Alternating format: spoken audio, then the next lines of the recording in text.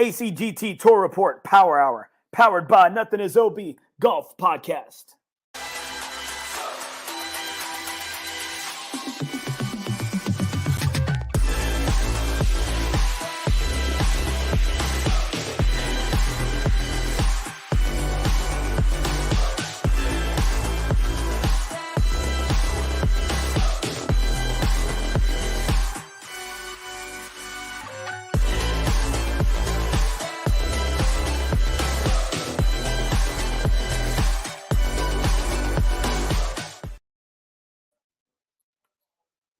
All right, guys, welcome to the ACGT Tour Report Power Hour, episode number 12. That's right, 12 right now. All right, we're going to be talking about the blue jacket tonight. We're going to have on one of our winners this evening. We're going to talk to one of our longtime tour ambassadors, Sean Vidal, later on this evening. We got some great things, great recap on the show tonight. T-Sal, how you doing tonight, buddy? I am doing great. Andy Torres with NothingisOB South Texas podcast. Thanks for being here on another Tuesday, 12 Tuesdays in a row for you and me, buddy. And what a cool show we've got. We've got a season champion. We've got other team members making the South Texas Match Play Challenge team. We've got Will Griffin winning the Players Club Masters, tying the course record again. Man, do we have a cool show. Great night. Happy to be here, buddy. Yes, I'm really excited to get into that. A first time ever, right? We're going to be talking about a first time occurrence, right? During the ACGT tour. Yeah, I mean, that is the mad spoiler teaser bomb for this evening. Is we've got super awesome point standings news. Like breaking news, never happened before on tour. DH, how we doing tonight, brother? What's happening? Doing great. Good evening, fellas. Good to Hey, be here. DH. Congrats, brother. Congrats on your win. Thank you. Yes, that is spring season champion Dustin Hassan right there, everybody who's tuning in to watch. What's up, MD? How we doing, brother? What is going on? Hey, buddy. He's coming from the confines of his pantry this evening. Yeah, pretty much. Pin drop and the baby's about to go off. Hey, so we're gonna keep things a little quiet for a while. Well, thanks, MD and Dustin, for joining us, and again, thank you, Andy Torres. MD is the Alamo City Golf Trail Tour ambassador to media relations. He's got tons of great stuff coming out tonight, and Dustin Hassan is our chief people person, ambassador to the scoring and all the other ambassadors every day, day in and day out. And Dustin, spring points champion, buddy. Congratulations. You'll talk about that a bunch more in the show, but give us a quick tease right now what that feels like. I mean, it feels great, to go, not really have to worry about the summer season too much and kind of coast through, play pressure-free golf from here on out. It really helps to earn that spot in the spring. So, you don't want to let up too much. You don't want to kind of give off that edge. So, but it feels good. Weight off the shoulders for sure. Well, that is awesome. I know you've been there the whole time, and I know that's a super cool feeling. Pretty much San Pedro on. Yeah, San Pedro. That is awesome. Congratulations, buddy. Sorry, Andy, to cut you off. Go ahead, buddy. Thanks. That's all right. MD, how did it go this weekend? It did not go how I hoped it would. I think I kind of finished right where I started in point standing. So, I take that as a win in itself, and just I'm in contention going into the playoffs. I'm looking forward to the summer, man. I mean, the golf course was in great shape, great pins. Great. Yeah, played great. The setup of the course was really, really well done.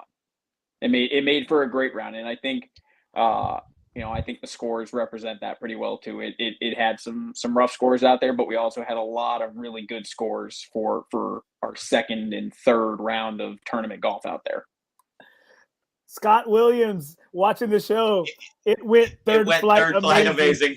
I love that. That is great. That is great. Thank you. For those, we've referenced the point standings a couple times this show already, and the full, complete point standings will be in the Tour Report newsletter tomorrow and updated on the Facebook page and the website following the show tonight. in the show, we will talk about the top 10 and announce the other team members. So that's later on in the show, but the full points will be on the website and in the newsletter tomorrow. All right, guys, let's get right into it. Let's get right into the Players Club Masters recap. Now, let's talk about some of the winners that we had from the flights. Now, before we get going with this, Travis, I really want to know, what was your take on how the tournament ran from, the administrative, from the course side? Really, really well. Lots of players. The course conditions were so great. That is exactly, if we subtract the tee boxes, which Dustin and MD will agree with me there, the tee boxes were rough. There's some transitioning going on there, and they're really working on those tee boxes. But the fairways, the bunkers, and the greens were major tour event caliber, and it was really good. I was really happy with the course setup. The maintenance staff at Almost Basin did a fantastic job. Shout out to Mick Garza and the entire maintenance team at the new Almost Basin. It is fantastic. He cares. He was out there rolling greens and blowing off grass clippings on Friday night and at 6 a.m. Saturday morning. So they were really, really into it. And shout out to Jesse, the course manager at Almost Basin. Really, really, really quality customer service from his staff, start to finish. For me, as a tournament official, I thought they did great. And to the customers, I thought they did great. Almost Basin was busy with 110 people playing in the tour event, and then open play beforehand as well as after. And we had that afternoon tee block again, which I think is really, really cool. I prefer that tee block. It puts a ton of pressure on pace of play on the back end of the field. So for those of you that see me in action at about 6:15, as I'm trying to do the math on where we are on holes versus sunlight time, and I start to get a little freaked out, and Dustin and MD are like, hey, it's okay, we're on pace, everything's good, it's going to be there, we're going to make it. And there's nothing quite like a 25, 30 person gallery on the 18th green as and those are just Bart's kids. as the sun is setting there to crown new Masters champions. I think it was a really cool setting, and almost continues to act more like Cedar Creek than Riverside. And really happy with how Almost played. Really happy with the course setup. Thank you, MD, for that comment. I worked really hard on setting that up, so the golf course would feel like it changed a little bit from Saturday to Sunday. And it's the last event of the spring season. There's so much on the line. Every point matters, and it's so cool that we say that all the time, because today we get to announce something that's never happened before, and it's because every point matters.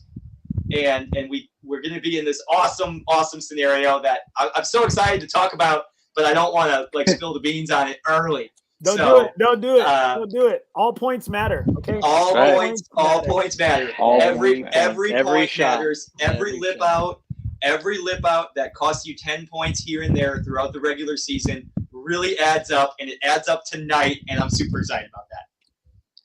All right, guys, let's hop right into some of these winners right here. All right, we got a lot, and y'all need to help me out here because I came in at the tail end on Sunday just to pop my head in, just to check the temperature, and it seemed like Travis was doing like he was trying to put a Band-Aid on some things right there as I came in. Yes, Andy rolls into the Almost Basin clubhouse at like 6:15 on Sunday night, and fun fact, I love all of the ambassadors. They are amazing, each and every one of them. But when we flip flights, a majority of the ambassadors are in championship flight. So Trav finds himself doing a ton of math, lots of marshalling, starting, scoring, lots of stuff there on the back end, because I think it's really important to flip those flights and have the winners tee off last in a true tournament atmosphere. But yeah, you're right. It definitely gets hectic. And when you rolled in, I had a bunch going on when you rolled in that door. I actually, Dustin, MD, I actually sent Andy a text message that night at about midnight being like, hey, bro, I know you came to get the scoop on what was going on, and I'm sorry I couldn't spend time with you. Things were getting heated, and you know what? I felt the heat coming off Travis. And so I said, you know what? I'm just gonna be a fly on the wall, just observe, talk to some of the guys that just got done, and he was really loving you guys, really appreciating the ambassadors at that moment. Oh, he usually does day 2 of 2-day events. Yeah, when he that's when he feels it. Yeah, I walked off the golf course maybe like right around 6:30, 6:45. I roll in, go turn to the scorecard, and Travis is like, I'm never doing it. I can't. Nope. I don't like this. MD, I need you to go marshal right now, please. All right, guys, let's go. Let's kick things off here with our 4th flighters right here. I got our 4th flight, guys, and I'm gonna put y'all on my screen right here and cut that camera off so we can get a good look of our winners. I got 4th flight. I got right here, net winner. Kevin Tennyson, 4th flight net winner.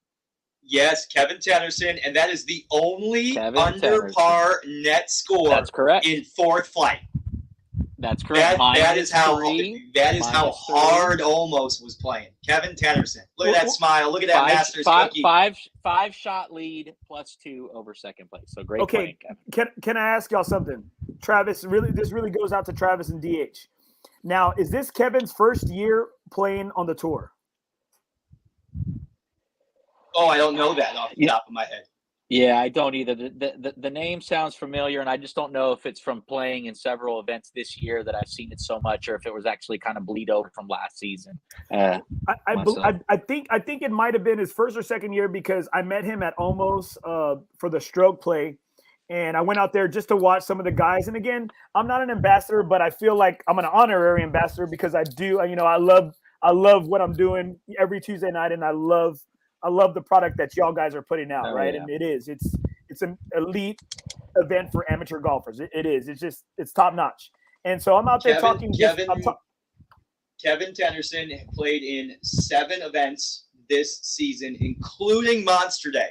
So he was at the first event of the season, that first weekend in January. So he knew, and he top 50, made the playoffs with this win. So this win propelled him above that cut line. And I do not know if he played in a couple events last year. Well, I'm going to tell you, I spoke to him in another, I think the gentleman who won the 4th flight, I'm not too sure, net or gross.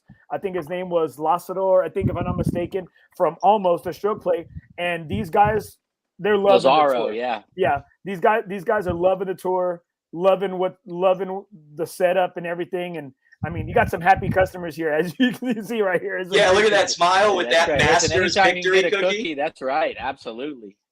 Hey, I need the shirt that says 4th flight great because that's what I'm shooting for right now.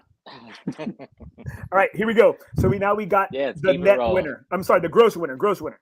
Yeah, 4th flight gross, David Felsing. There we go. Here we go. Nick Lewis stated right here. He didn't play last year. Oh, there we go. Thanks for watching, Nick. Yep. Yeah, thanks, Nick. Appreciate it, brother. Thanks for the insight. David Felsing wins in a scorecard playoff over Brian Spencer. So a little drama there. But David Felsing, your 4th flight gross winner. There we go. All right, here we go. Next up we have – now, I'm not too sure if I got any 3rd or if they were a little mixed up. Is Scott Williams in the 3rd flight? So Scott Williams is 3rd flight gross winner. 3rd flight gross, and then we didn't have a picture of Kyle Young.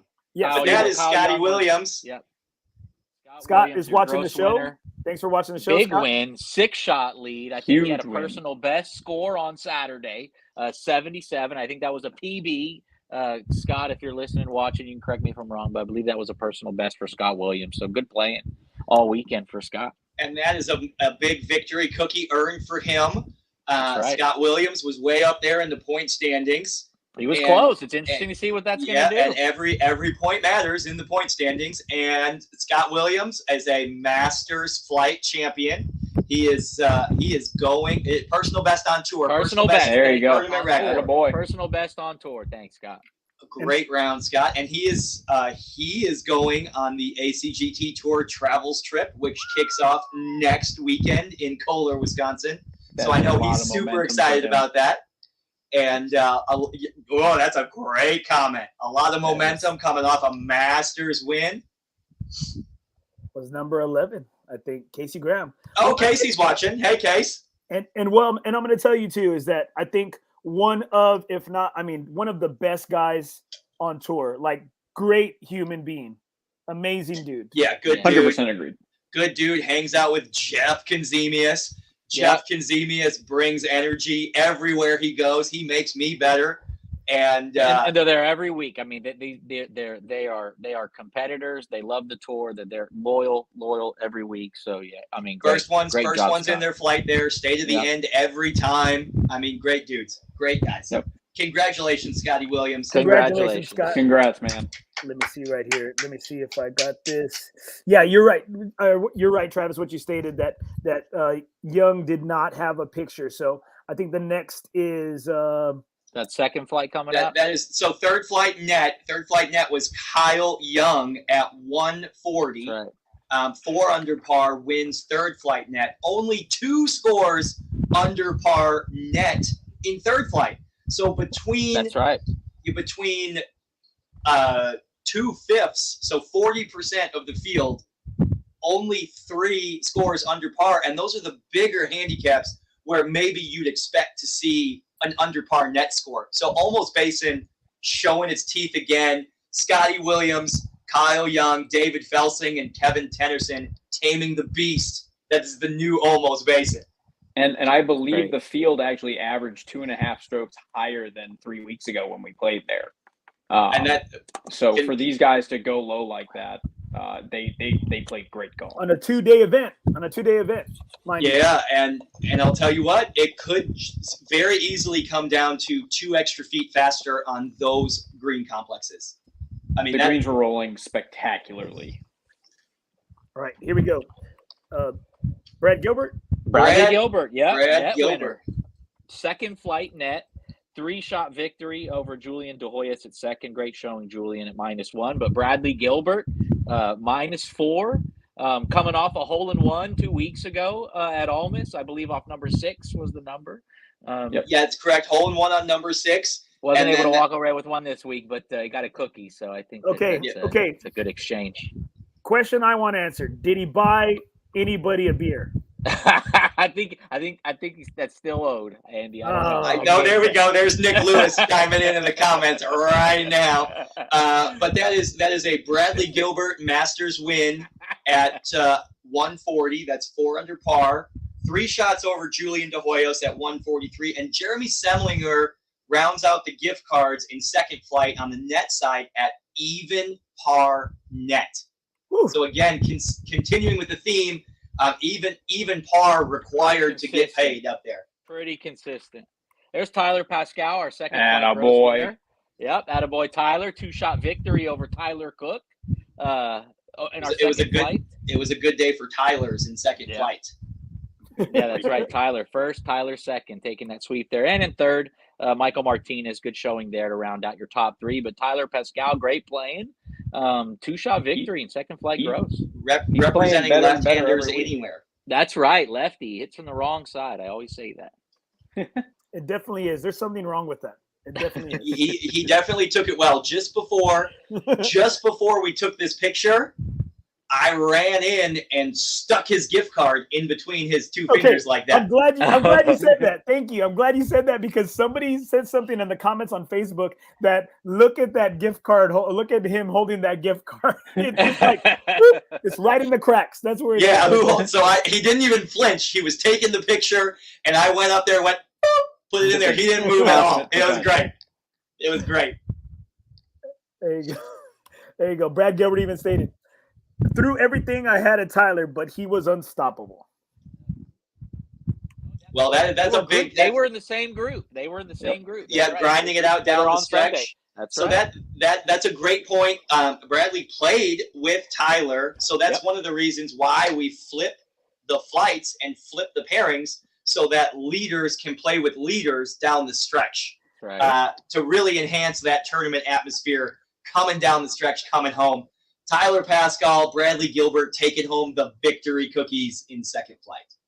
Travis, I agree though. I don't think there's any other way though. I do not think there's any other way than having the best matchup against the best. Really, I mean, I on the second day of the last day of the season, with so much on the line, every point matters, and it's really cool in that because you're battling the dude who's right behind you on the leaderboard, and when we get up to championship flight, that was only one stroke too for the Masters Championship. So they were playing together in the final group, and that just adds to the drama and the tournament atmosphere that you can't get anywhere except on tour. All right. I do not have who won net in Champions Flight, or is there a Champions net? Yeah, there'll be a first flight net and gross and a champ flight net and gross, and then the tournament gross champ and the tournament net champ. That's the jacket. That is those guys. That is those guys. Yeah, that is those guys. Those are the tournament champions. So in the Players Club Masters, the names on the jacket, the tournament winners, gross and net, can come from any flight.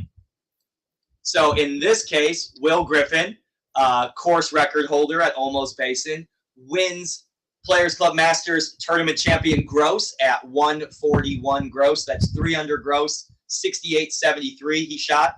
And the tournament champion net, Mark Kacheski, comes from the third flight, I believe. Is that accurate?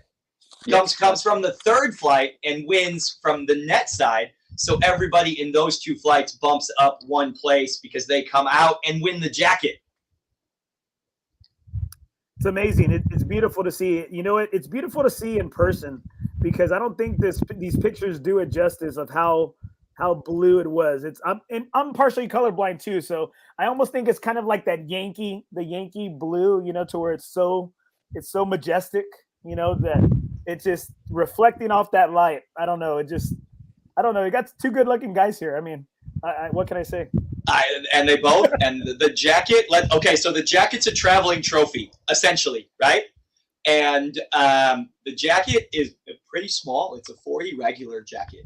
That's tiny. Yeah. So for both of the winners to get in the jacket is exactly what the Alamo City Golf Trail Tour needs for its marketing purposes. So congratulations, Will and Mark. Thank you so much for fitting in the jackets. That is amazing. And they look good in those photos. And look at that victory cookie there of the jacket. That is a cookie. That is a cookie of the jacket. Laura Lewis, The Cake Place and More. Find her store on Facebook. The Cake Place and More with Laura Lewis. Man, the victory cookies were on point this week. So good. I love the jackets. More victory cookies. Oh. That is the included sponsor gift from Laura Lewis and The Cake Place and More. Everybody got a cookie. Man, you know what? I wanted to ask you for one, but I didn't want to be that. I'm normally that guy, so I have no problem. I'm normally that guy, so I really don't have a problem with it. But again, you know what? You're in a mood. You're in a different zone. So I love these jackets. I love them. I said, you know what? I almost want to take them and I want to sell them to like a tuxedo place or was it the men's warehouse or something? Because I'm like, Look at this. Like, these are sharp, dude. I mean, it is artwork. It is cookie artistry. And I know she's watching right now. So, Laura, can we get Andy a cookie? No, I was running around like a chicken with my head cut off, and he just didn't grab one out the box. But the funny thing is that I think this jacket right here on the cookie could fit me. All right? That is your size. Yes, the jacket on the cookie is your size. 4'11". But it's a strong 4'11", all right? Yes. Oh, there's Laura. There's Laura tuning in right away. We know she's watching. All right. So I'm gonna tell you what was going on outside, right? When they were talking about these winners right here. A lot of the guys were like, "Who is this guy, Mark? Who is this guy, Mark? I don't know him." That's what all the guys were saying outside that were hanging out. They're like, this is like an unknown. Is he an unknown? I don't know. You know, I'm not a regular on the tour events. And so I had Jeff Casimius, I had CJ, I had these guys really asking, where did Mark come from? Let's check out. He is definitely new to tour. New to the tour. He's played in the last 3 events and capped off his spring season with a Masters championship. Heck yeah. And we're gonna see his handicap drop after the performance at Almost Basin, and he's probably gonna move up and be in the solid middle of that second flight going forward. And he played great, and he's rocking that navy jacket with the hair under the bucket cap, looking great, and really played well. And the fun fact about winning the net championship is we talked about flipping the flights, right? So championship flight tees off last. Mark had to sit there for 4 hours and wait for the rest of the tournament to complete. So we made sure nobody clipped him on net scores. And there were a couple that was close. It wasn't like a runaway and he's kicked up, drinking Coors Light all afternoon long. There were people on the course that could still have clipped him, and he hung out the whole time in the scoring area waiting for his jacket and his photo opportunity. So shout out to Mark Chesky, the net 2022 Players Club Masters champion, 8 under par, and Will Griffin tied the course record, his course record on Saturday, 68 again. Validated it. Yep. Validated. That was a great word. Yeah. It was not a fluke. Nope. And right here, I got Scott Williams comment right here. Nice guy you never want to play with. Enjoyed my Sunday round with. Oh man. All right. So MD, can we get into the interview that you recorded with Will, and then we're gonna bring our 2022 Gross Master Players Club Masters champion on. Yeah. All right. Yeah. Heck yeah. All right. Let's get into the video and interview we got with Will Griffin. On May the 7th, after posting the new tournament record at Almost Basin, Will Griffin was asked if he would be coming back to defend his record and secure his second win at the PC Masters Open. See if little man, if I can get out of the house that weekend, but if I can, I'd love to play in that. I think we can all agree it's a good thing she said yes.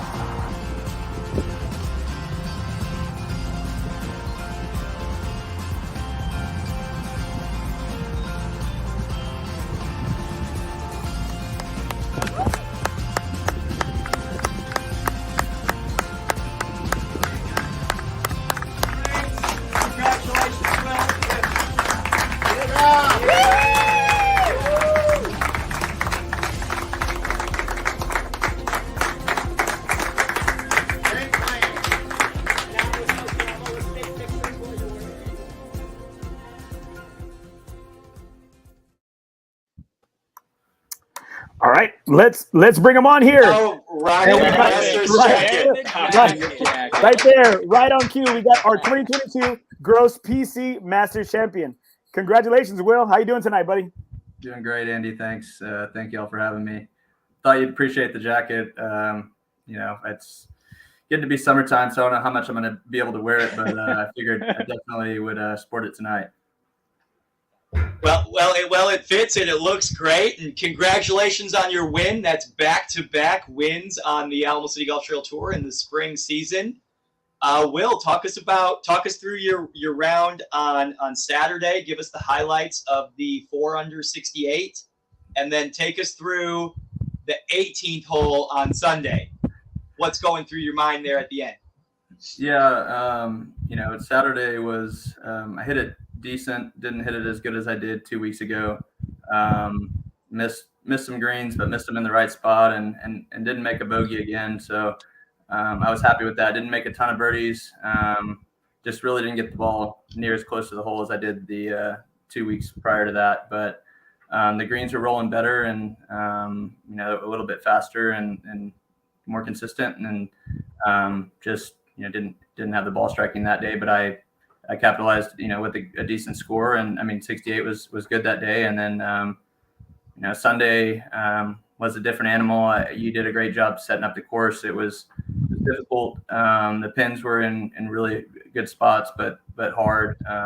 You got rewarded if you hit a good shot, but if you got too aggressive, sometimes it was penalizing. So yeah, it was a lot of fun. That day I didn't have my ball striking either, and the putter was a little wobbly, and Bart was putting really well. None of us in our group, me and Coy is one of my best friends, and having him next to me the whole time was awesome. But yeah, and he was playing okay as well. We were all just kind of getting it around there, making a lot of pars, and Bart was putting well. But other than that, it was kind of a struggle for all of us, just because it was tough to make birdies with those difficult pins that last day that you placed out there, which were great. And then the last hole, I hit a good drive. I had 9-iron in the first day from 170 and 171 in this downwind, and then the second day I had 230 and tried to hit a 4-iron because I didn't know what was behind that green. I didn't think it was good, and I came up a little short with the 4-iron in the bunker and had a unfortunate lie that I was lucky to get out, and then hit a poor chip and left it. So you have a 3-shot lead at that time. Is that correct? That's the 3-shot lead on 18th hole in the bunker green side in a footprint. Yeah. I was told in a footprint.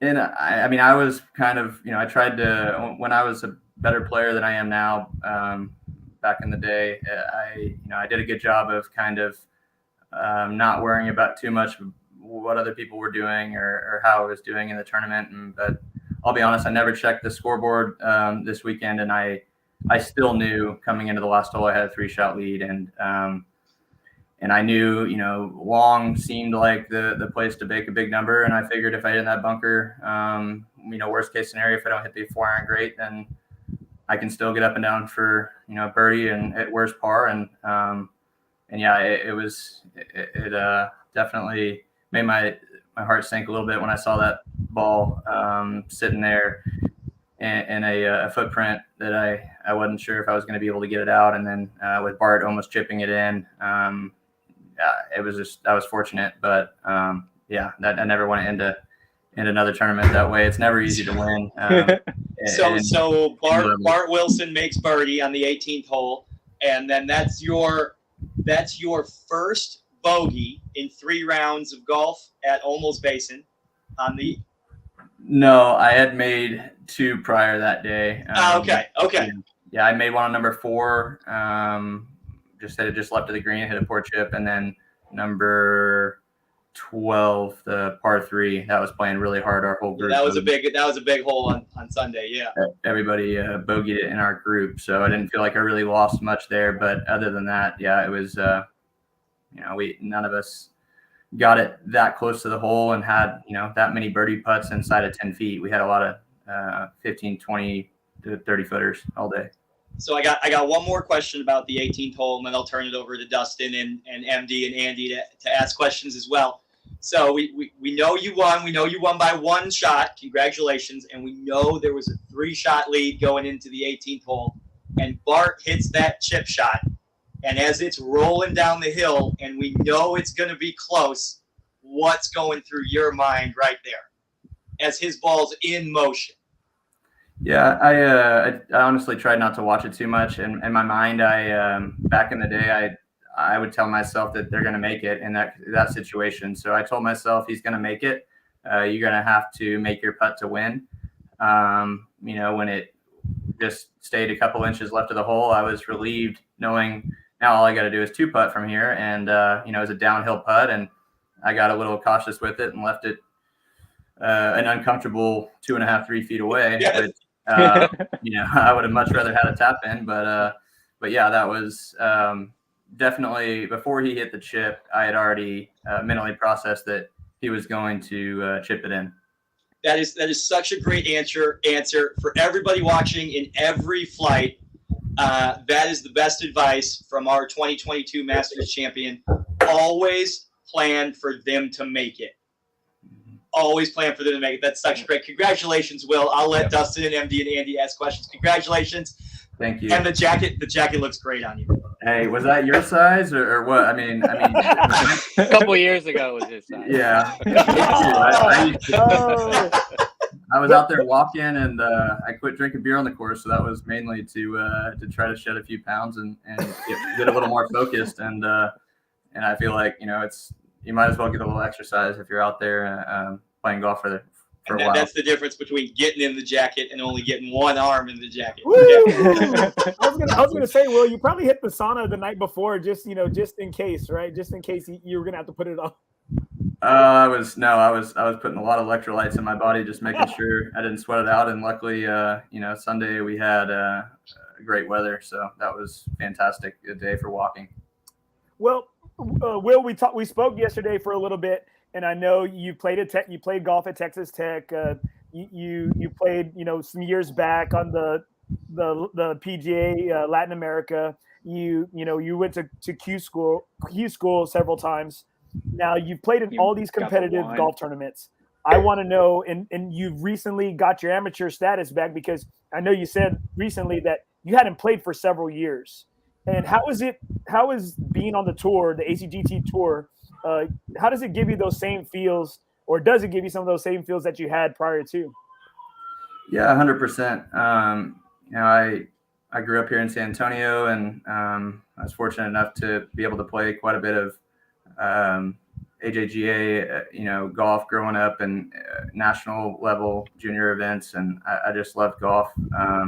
And that was able to get me a scholarship to Texas Tech, which was amazing. I had a great time. I traveled to, I think, over 45 tournaments for 4 years, and all over the world. It was an amazing experience. And I got to play with some of the best players in the world that are now, playing great golf on tour. And you figure out that it's a very fine line of what makes these tour players so successful, and guys that don't quite make it. But you give yourself a few opportunities after that. And I tried. I played, like you said, the PGA Tour Latin America and some of the mini tour events. And I realized really quickly you have to go extremely low, and it's difficult, competitive, and you've got you're paying a lot of money, and that's what it comes down to, is a lot with the funding. And so you're trying to find sponsors that will sponsor you, and then they kind of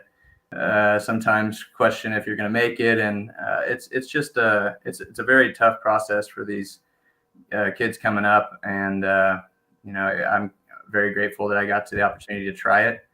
And then after that, I was from probably 2012 to 2017 that I tried professional golf at all different levels, and it was extremely difficult. But I'm really glad I tried. I went to Q school 4 times and got very, very close several times. And you just got to play well at the right times, and didn't quite do that. But then I got a job in sales in Austin, and me and my wife were living there, and we moved back to San Antonio, and now we have a 7-month-old baby, and our families both live here in San Antonio. And when I was in college, I would come back here and play the San Antonio City Amateur, and I won that 4 years in a row. And that was when I was playing really good golf. I was super confident, and then I kind of lost that for a little bit, and I just decided, I'm not going to touch a club. I'm going to get a real job, and didn't touch a club for just probably 2 years. And then I got back into it with some guys from work, and said, I really enjoy this again, and kind of just started hacking it around with them and playing a lot of scrambles and stuff like that. And I got a job here with Independence Title and doing marketing and getting to play golf with customers. And I really enjoy that, playing golf with guys at every level. And that's one thing I really like about y'all's tour. Y'all are opening it up to guys at all different levels. And I try to talk to some of my friends that have never thought about playing competitive golf, and I'm just like, it's a different thing and a different animal, and at every level, and it's a lot of fun. It definitely tests you in a lot of ways mentally, that I think it's hard to replicate unless you're in a tournament environment. So there's golf, and then there's tournament golf, and they are 100%. Different. Heck yeah. Amen. 100%. Yeah. Yep. I've noticed lately I'm hitting my irons and wedges like about 5 to 8 yards longer during tournaments, just because I'm, I guess, a little amped up. So things to just kind of factor in that you don't think about. And then, at that last day, I missed some short putts, and I can't blame anything except for, a little bit of uncomfortable. It's okay to be uncomfortable. It's just, kind of how you handle it and taking those deep breaths and, just believing in yourself. And that's all you can do. MD, DH. Yeah, well, first off, I hope someday that when I have a not great ball striking day, I shoot 68. I'm really excited for that day. But obviously, coming in 18, you guys had arguably the youngest gallery in the history of the tour. But having your wife there, having the baby there, you guys got some great pictures afterwards in the jacket. What did that kind of mean to you to just, be able to take in that moment after the round, after the win, and just kind of hang out with your wife and the baby and just kind of celebrate that? Yeah, it was great. I had a great time both days. Coy, like I said before, he's one of my best friends in the world. And so getting to play side by side with him, and we played pretty similar. I ended up beating by, I think, 2 shots, and, that could have gone either way had he made a couple more putts. And we had, a great time with the guys that we played with. So, and then afterwards, having my wife and son there just makes it that much sweeter these days. And then after something so terrible that happened today, it makes you really be thankful for what you have. And I absolutely agree with that. I could not agree more. I just, my wife's a teacher, so it hits close to home, and it's really terrible. And I feel for all the people involved in anything that happened in Uvalde, because that's just a shame. But yeah, it was amazing having my wife and son there after the win, and having all y'all's support and give me the jacket and everything. That was cool. I don't think we've ever seen that on tour. It was the final pairing, Coy Breen, Bart Wilson, Jeremy Jaramillo, and Will Griffin, Masters champion. Everybody's wife was there, and everybody's kids were there. And there were, good Lord, how many kids does Bart Wilson have?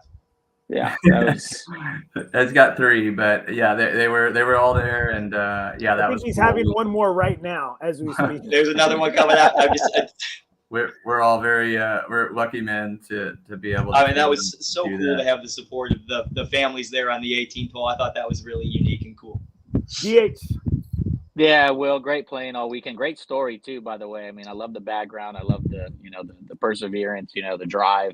So thanks for sharing that with us. But again, great playing all weekend. With the champion victory, that automatically earns you a spot to the playoffs. So, are you planning on trying to make a summer run? If not, are you going to join us for the playoffs? What's your plan for summer 2022 and going into the playoffs on tour? Yeah, I don't have a ton on the schedule yet, and I definitely I was talking to Coy a little bit about that to figure out kind of how the playoffs work, and he was kind of explaining to me that it's a 4-tournament series, but it happens over 2 weekends for the playoffs, and then I'm not exactly sure how many spots there are, but basically you need to play those 4 events to be able to accumulate enough points to be able to possibly be on the team. And if that works out in the schedule, I would definitely like to try to pursue that for sure. That is awesome. We would love Masters champion Will Griffin on the South Texas Match Play Challenge team. And yes, you are 100% right. The top 50 from spring and the top 50 from summer get invited to the fall 2022 ACGT Tour playoffs. Saturday and Sunday, round 1 and 2, back at your favorite course, Almost Basin. And then rounds 3 and 4, the Tour Championship weekend at Brackenridge Park. 100 players, 72, 54, 36 for the Tour Championship is how that breaks down. And it's the first time you put cuts in front of first, second, and third flight, and everyone's counting points, and it's a super fun time. That's the official reason I bought the barricades, was to rope off the point standings in the playoffs. Love it. Well, thanks, Dustin, and congratulations, Dustin, on winning the. Thanks, Will. most points right now, and that's awesome. Appreciate that. Hopefully, Thanks, I can play well enough to join you on that team. And love to have you. Will, thank you so much for joining us, taking Yep. the time out of your Tuesday night, rocking the Masters jacket. Congratulations, Will Griffin, 2022 Masters champion. Thanks, thanks, Will. guys. Appreciate Thanks, it. Will, for being on the show, Good man. night. You have a good Awesome, night, man. brother. Y'all too. Bye-bye. Hey, DH, real quick. Can you list? Yeah. Did we get? Is there a haircut there? Yeah, up below, Oh, buddy. I kept it all on top. I begged him to keep He it. begged me I'm not- like, yeah. yes. Oh yeah. I was so Well, excited for awesome Bug. interview. Awesome interview with Will. Will Griffin, 2022 Masters champion. Great story, Bogey. man. He's got a great story. Bogey No idea, free that's 2 great. rounds in a row. I don't know if I've ever done that. I need to Masters know where champion. the good misses are on those greens. I don't think. Show me. I Show me. Tell me. but I do wanna go back to his comment, and I really want to shout that out as advice to other flights. When I asked the question to Will about Bart Wilson's chip in, and Will had a 3-stroke lead on the 18th hole, and Bart makes birdie, Will makes bogey, unfortunate lie in the bunker, and Will's eagle chip was like, It was Bart's so eagle. close. oh, Bart's It Eagle. was Bart's great. Eagle. Bart's eagle chip. Close. Right. Bart's eagle chip was an inch or two away from a playoff for the Masters, and Will gets up and leaves that one just a little short, and then bangs that one home to win the Masters, trusting himself to hit the back of the cup, expecting Bart to make the chip. I thought that was really, really good advice. Yeah. Always expect your opponent to make it, thus making you have to play better. All right, Travis, DH, guys, MD. Now, why don't you make it pretty clear for everybody at home and maybe some of those first-time listeners that we have that are new to the tour? I always hear you talk about scorecard playoffs. Now, because it's the PC Masters Champion Flight, is it different for it? Would it go to a scorecard playoff, or would it actually go to you would play the playoff hole if there were to be a tie? Great question, Andy Torres. Scorecard playoffs, we use scorecard playoffs in an essence of time during the regular season and the playoffs to break point standings. For example, Dustin and MD tie for first place with 75. Good job, guys. This is all hypothetical and fictitious. Oh, let me have They tie for first place with 75. And because on a regular tour event, we don't have time to go back and play it off, we go to the number 1 handicap hole on the scorecard to play it off. Number 1 handicap hole at Olmos Basin is hole number 4. Let's say they both make par. Oh, we're going on to the number 2 handicap hole, which is number 15. Dustin makes bogey. MD makes 4. MD wins first place on a scorecard playoff. Now, to answer your question, major tournaments, the PC Masters and the PC Open, we will not scorecard playoff the name on the jacket. We will go back to the golf course and play off the championships, the name on the jacket. We are not going to award to a scorecard playoff. We are going to go play it off. That's what I love to hear. That is what It's I love great to to hear. play that off. That's right.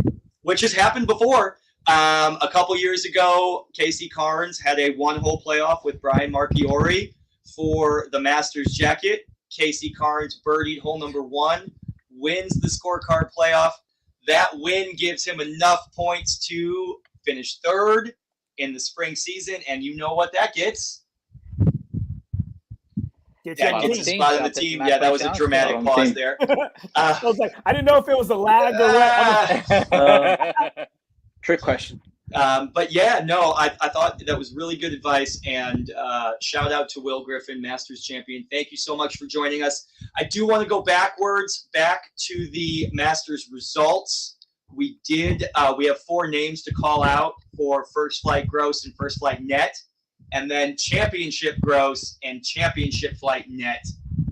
Also, before we move on to the point standings, first flight winner, Hunter Ramirez with a score of 147. Hunter Ramirez wins first flight. And Logan Armga from First Flight Net wins First Flight Net with a 138. He was only 2 shots back of Mark Kacheski for the Masters net winner, which brings us to Champ Flight, where Seth Henry wins the Flight Net at 2 under par, and Bart Wilson comes up 1 stroke short of Masters champion Will Griffin and has to settle for first place in Championship Flight at 142. 1 shot back. That is 2 under par for Bart. All right. Now, before we move on here, I'm always curious. I've only won $33 in gift cards before. How much is being paid? How much is the winners of the net and the gross receiving, and then the champions? If I could, please. You sure can. I need to find that quick. This was a big field. And it had over, now this is across all flights, but it had over a $5,000 tournament prize fund. Woo. Yeah, that's a big number.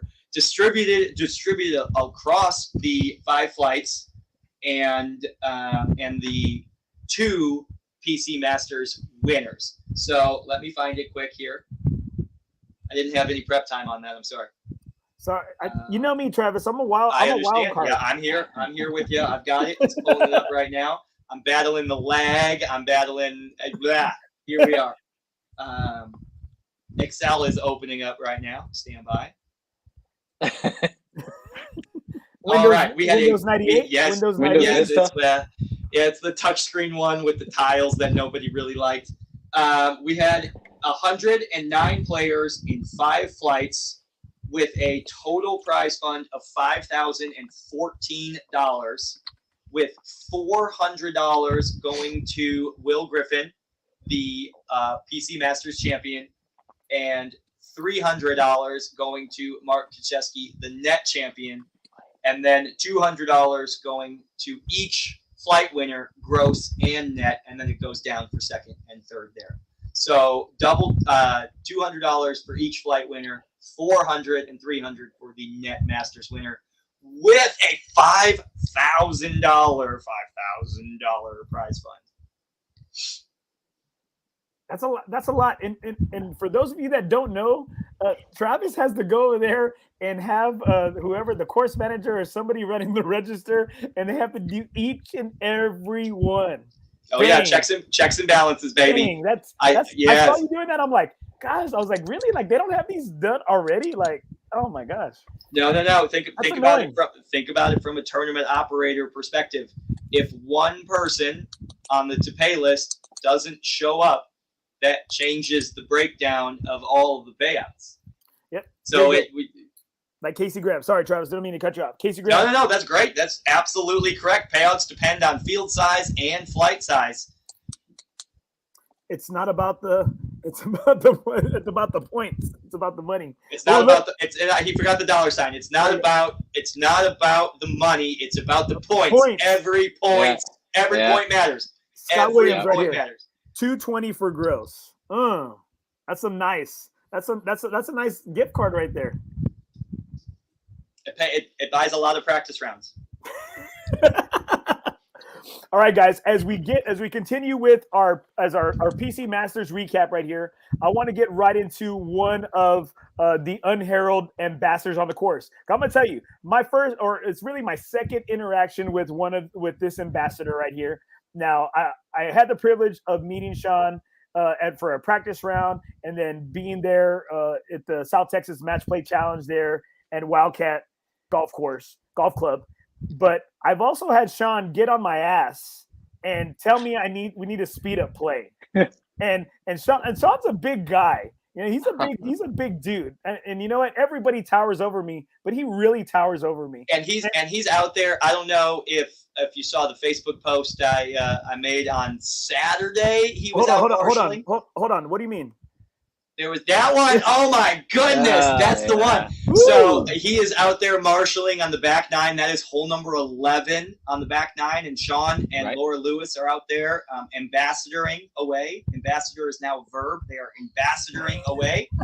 For all the teachers watching, I'm sorry, Sean. Sorry, and me. You can apologize to me too. It's okay. It's okay. But that is, well, I mean, you're an athletic director. I'm not really a teacher. But you can't see it in this picture, but he has a spotting scope. So he's out there tracking cart numbers and turn times. Damn. And, I mean, he is on it. And, lurking in the trees. And if Sean asks you to pick up the pace of play, he darn well knows where you are at on the clock, and he's going to come back and make sure that, heck yeah. It was intimidating. You know what? Hey, I picked up the play, and I made sure all my playing partners did too. It wasn't a good feeling. I was intimidated.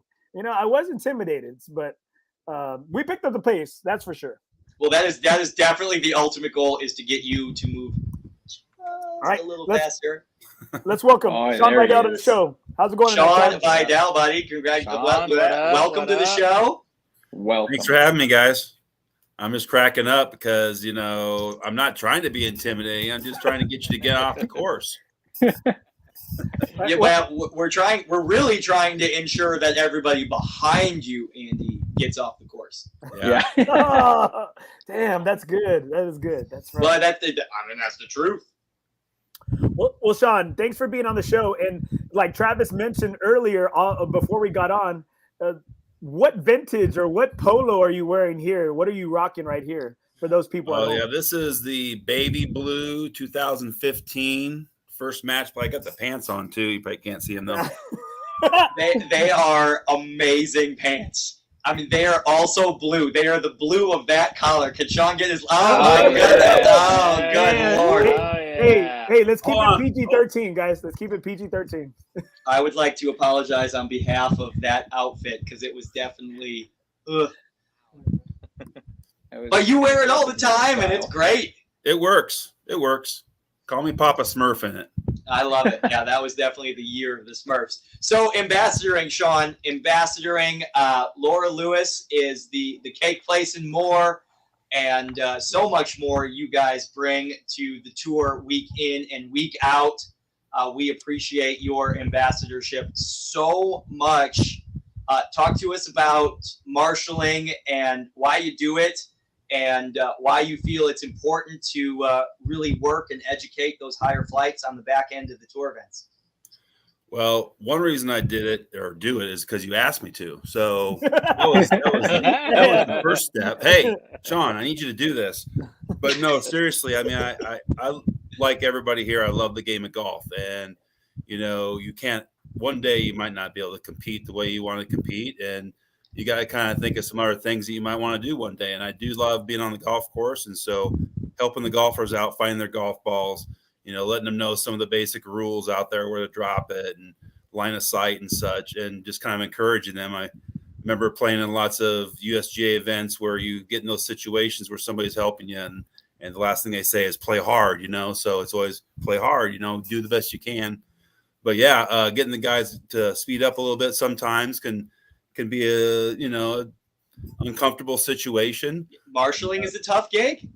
But as a classroom teacher, I have tough conversations with parents all the time, and you just got to do it, and it can be uncomfortable, but it's going to be over soon. So just kind of keeping the guys going. I love being out there. I love helping them out, and it's good to be part of a team and making this tour what it is today.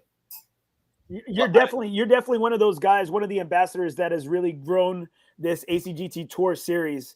And I remember when speaking with Travis, I've said it several times on the show. I asked because I know that there was some rumors flying around a year or two ago that he was about to be done. And he said what really did it for him and what keeps him interested and keeps the tour fun and always wanting to be there is you guys, the ambassadors. It's really rejuvenated him, and it keeps him wanting to help to continue to improve and make this thing better. Yeah, absolutely. Can we pull that comment in from Steven? Yeah, this is amazing. Beautiful comment. Right here from Steven Evans. Sean and Laura are the heart and soul of the tour. Love the attitude they have towards the tour and every player that plays. And I think everybody, absolutely. Everybody feels that. Everybody feels that. Yeah, I completely agree. And every time I call Laura and Sean, it is answer on the first ring. Even if Sean's in the classroom, he picks up the phone. And always That's gonna go in there. your observation. That's gonna go in your observation report. I didn't say that. If that is that, I don't know. It could be an emergency. You never know. That's true. Damn, man. That's like spoken like a true teacher right there. And they are there every Friday playing a practice round, no matter where we are. And the first words out of Sean and Laura's mouth every single day after they say hello is, "What can we do to help?" And it is so Beautiful. Appreciated, and they are amazing. And I know Laura's right there. Could just yell to her how amazing those cookies are. They are. Oh, there we go. And There she is. Laura is Sean's technical advisor tonight. They're on Laura's laptop there, and she did Sean's hair and makeup tonight, and Wardrobe. I like heck yeah. I mean, for sure, 100%. And her sponsorship and your ambassadorship with the victory cookies, and how that is transformed into this super, I'm going to use the word cult classic niche that the tour has now. Everybody wants those victory cookies, and they are a mainstay on tour. And your guys' ambassadorship is so important. Every single golfer that you have interacted with learns something about the game, or learns something about the tour, or learns something about themselves when they get told to speed up, and he gets a little butthurt there, you know. But everybody learns something about somebody, and that brings them back to the next event with just a touch more knowledge, and then they pass that on to the next guy. So speaking of that knowledge, since you brought that up, and listening to Will's interview, which was excellent, by the way, I'm like, I got to follow that guy. I mean, did he get trained on how to do that when he was on those tours? Yeah. Oh yeah. There's definitely media. Yeah, oh yeah, for sure. Good job on the interview, Will. And now he's coming to compete for my gift cards. This is, you know what I might have to do? I might have to actually start practicing now. Okay. So, all right. You say gift cards right there. You say gift cards right there. Boom. Okay. Laura Lewis right there. Sean counted his gift cards today, and he has won 72 of them. 72 gift cards. Get out of here. This is 65 That's of great. them. Oh. I got 7 I haven't used yet. Oh, I started in 2016, I think, collecting those. You've kept I mean, that is the coolest thing I've heard. I'm so glad. Cool. Yeah, I am so glad that we are on the podcast tonight. Everybody watching, that is the coolest thing I think I've ever seen. That is better than Dustin's victory cookies in the freezer. I thought keeping the cookies was cool. Yeah, he's got that is next level. Yeah, that's great. Sean, as long as we're talking about cool shit that you got going on, talk us through the cool stuff on the wall behind you. I see some tour photos and some golf balls and a lot of memorabilia right there. Yeah, I've got a team photos from every year over here, starting with 2015, 16, 17, and then go back to their size, 18 and 19, and then behind me is 20 and 21, and then there's a special cameo one up there, kind of a bigger one up there on the wall above my Player of the Year trophies. No, Sean. I don't mean to. Go for it. Finish. 3 Player of the Year trophies there, and 1 season trophy there. I'm just missing a couple. I'm still working on it, but I just try to put myself in as many situations I can win as possible, and that's all you can do. And sometimes you really can't control what the other guys do, and that especially is true in the point standings. So Tyler Pascal winning his flight probably helped me propel up a little more. Otherwise, maybe I wouldn't have got those points that I needed. Yeah, so, every point matters. Every lip out matters. I mean, it's crazy. I do want to comment on one of those trophies above Sean, the Player of the Year trophies that he's talking about. The way the Player of the Year on the Alamo City Golf Trail Tour works now, for the last 9 years, it is spring points plus summer points plus playoff points. It is solid points only. Point standings only dictate Player of the Year, right? So right now our defending Player of the Year is Lucas Nato. He had more points than anybody else. That's what defines Player of the Year. But that first year that we did that award, I think was one of the coolest things that we did before it could become objective and we just used the point standings. That first Player of the Year award was voted on by the players. Wow. Amazing. So That's that awesome. is so cool. And I remember Sean at a banquet talking about getting recognized from his fellow golfers, and that has always stuck with me. So I'm glad we got to talk about that and show a little of your hardware hanging above you. Yeah, I debate in my head which one is the best one or the most valuable. Yeah, that one's pretty important. One of them I had no clue that I was even having a chance, and so that one was cool. But then when I tried to back it up the second year and worked really hard to do it, that was cool too. But the one where people voted, yeah, that's probably my favorite. Plus, it's a really cool trophy. Now, Sean, I had the privilege of meeting and watching you out there at the South Texas Match Play Challenge.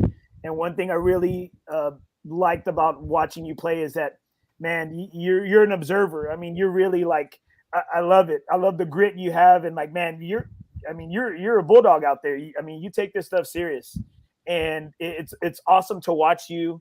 And what does it mean making these teams year in, year out? Well, I pretty much plan my whole schedule around it, so it means a lot, right? So playing in every event that you can. I don't think I've missed an event in like 5 years. So if you play consistently in the events and place in the top 2 or 3 and win a couple here and there, you're always going to be right in the mix of it.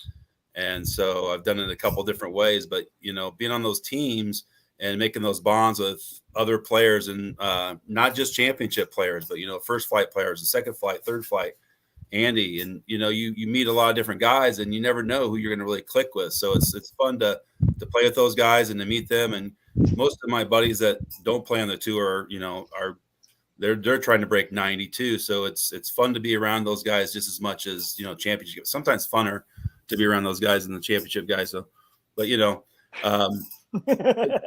Shots fired right there.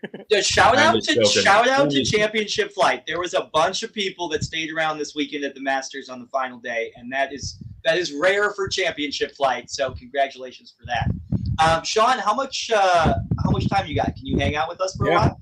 Yeah. Perfect. Andy, you want to roll into the point standings?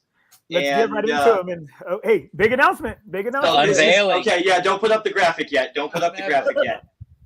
So, the spring season is 10 events long this year, and we all know already. Congratulations to Dustin Hassan, the spring season champion. Congratulations, buddy. Great playing from the match play at San Pedro in February on. You've been in that number 1 spot, and running away with it is tough to do. And that earns you a spot on the South Texas Match Play Challenge team, and so does second place, and so does third place. Right. So let's pull up the graphic of the top 10, and let's announce this tie that has never happened before on tour, and that is one of the reasons why we're going to keep Sean here on screen. Let's pull up that graphic. Here we go. This is the final top 10 of spring.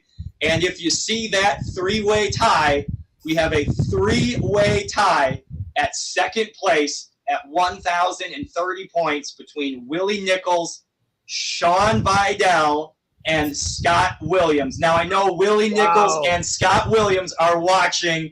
Congratulations, guys. So much. Guys. Congratulations. And look at that win. Awesome. Look at that win by Scott Williams, 200 points, the only win on the top 10 in final point standings in the Masters, and that win propels him in to tie for second place. Oh my God, Scott Williams, Willie Nichols, welcome to the 2022 South Texas Match Play Challenge team. Sean Vidal, oh my goodness, record-setting 8th team you've made. 8 teams, 8 out of 10. Oh my God, let's come back to Sean. And Sean, walk us through this. When did you know it was going to be a tie? How confident were you that you knew it was going to be a tie? And walk us through what's going through your mind right now, and then we'll pull in the comments from Scott and Willie. Well, I typically don't look too much at the scoreboard. I just try to do the best as I can because that's the only thing I can control, right? But Laura's constantly monitoring it, so she kind of knew what was going on, and she just was telling me, just keep playing tough. Just you're doing great. You're doing great. I got back down to 1 over, and I started thinking, oh, maybe I can catch Will. He's 3 under. Maybe I can get up there. But really, I'm just trying to get as many putts in the hole as I can. Just bogeys or pars or birdies, whatever I can get. Trying to stay away from doubles. But coming down the last hole, I knew that it was close, and that I put my drive right behind a tree on 18. And I'm asking Laura, what do I do? What do I do? Do I just play safe or do I go for it? She's like, do whatever you feel like you can do. So I went for it and ended up in the bunker. And like Will, I was in a shoe print, so that was fun. So I hit that over the green, and Laura's like, you just need a par. You need a par because we've got the tiebreaker. So we had kind of done a little research, and we thought the 4th hole was a tiebreaker. And so we were hanging on just a tie at the best with everybody who was in my group. And so it was just fighting to the end. So I do want to point out something that's super cool. Can you bring that graphic back up again, the top 10 graphic, Andy? And check this out. Sean Vidal represents championship flight. Dustin Hassan for most of the year played in first flight. Scott Williams for most of the year played in second or third flight. And Willie Nichols for most of the year played in fourth flight. Damn. That is very the diverse. coolest. I think that is the coolest stat ever. And it shows that the point standings distributed from each flight are identical. They're equitable. You can make the team from every flight, and there is a home for every level, every skill level of golf on tour. And that is so cool. Champ first, second, and fourth represented on the team this year in this awesome tiebreak scenario. Oh my goodness. Damn. That is huge. Mind blown right there. That's amazing. But the numbers don't lie. Numbers do not lie. It's so every putt counts. Every putt lipped out. Every putt counts. Essentially equals 10 points, right? I mean, from number 1 on Monster Day, it counts to the end of the season. To the last putt at the PC Masters. It's so cool, and I think Sean makes a great point where other flights and their point distribution still affected Sean's place in the final point distribution, and we get this cool tiebreak scenario where it's really a 4 for 3, and we have 4 team members on after the spring season. We've never had that before, and I think that is so cool. Congratulations, Sean Vidal, record-setting 8th star on the bag this year. Congratulations. Thank you so much for your ambassadorship. Thank you so much, Laura, for your sponsorship with the Cake Place and more. And when Sean said Laura's checking the leaderboard constantly, that is an understatement.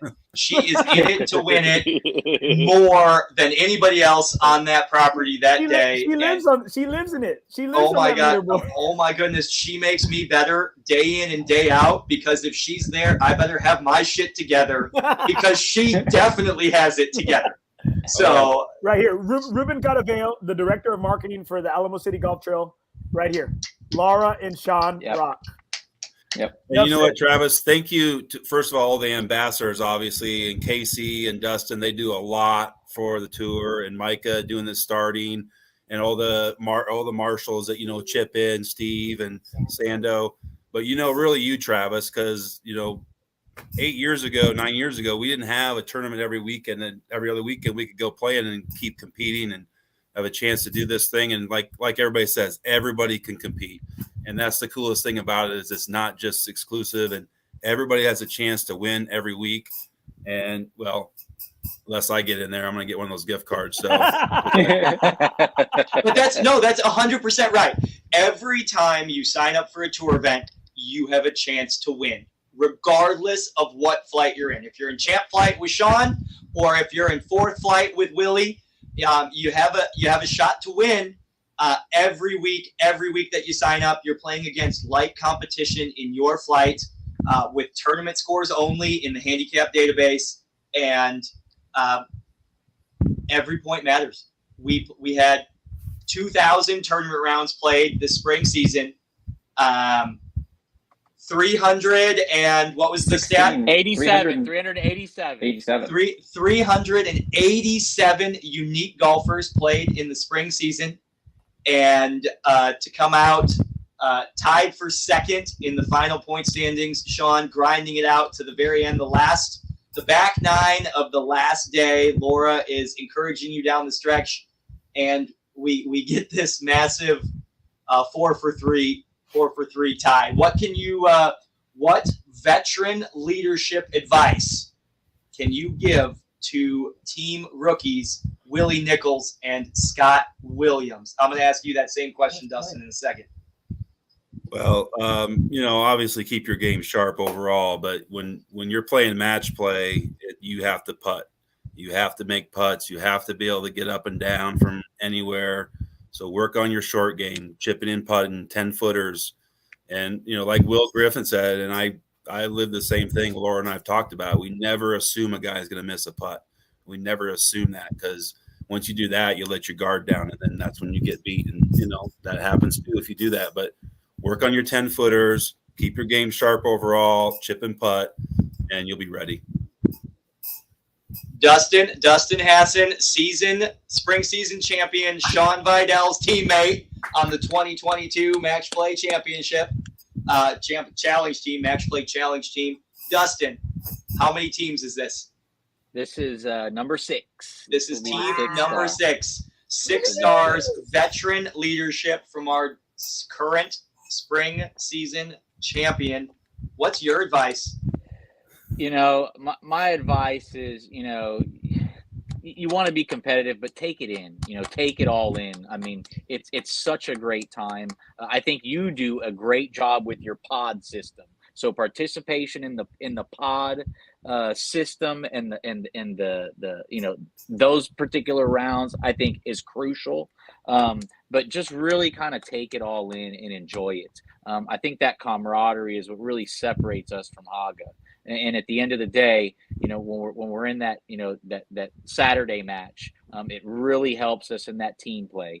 And then of course Sunday as well. But I think that the camaraderie, that the pod challenge that you bring is crucial. For everyone just tuning in, we are talking about the 2022 South Texas Match Play Challenge. It is a Ryder Cup style event where the Alamo City Golf Trail Tour competes against Haga, the Houston Amateur Golf Association, in a 2-day Ryder Cup style match play event. Day 1 is 4-ball, 2-person best ball, 2-on-2, and then day 2 Sunday is singles. And what Dustin is referencing there is our preparatory pod schedule. So all of our practice rounds, our teams are broken down into pods. I take the 16 team members and put them into 4-person pods, and that's who we play practice rounds with.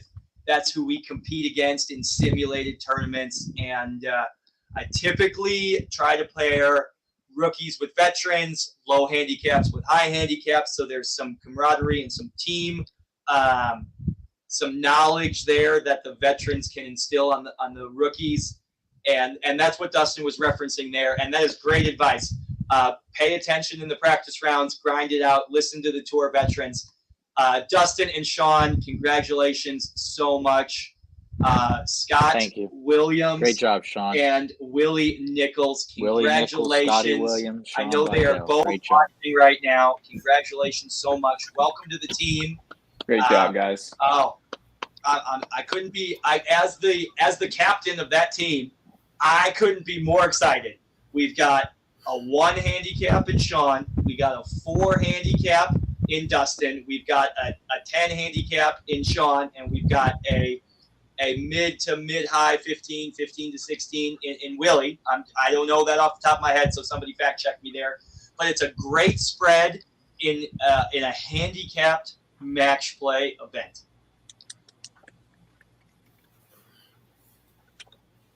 I totally agree right there. It was awesome. It was awesome being there and being part of it. Like Sean said, I think what separates and to go on DH's point as well is that pod system, man, like y'all were so in tune. I did not see like y'all slipping up. I didn't. I think Travis, Lara, Birdie did a great job of just really building that team, that camaraderie. And I really didn't see like Haga really like.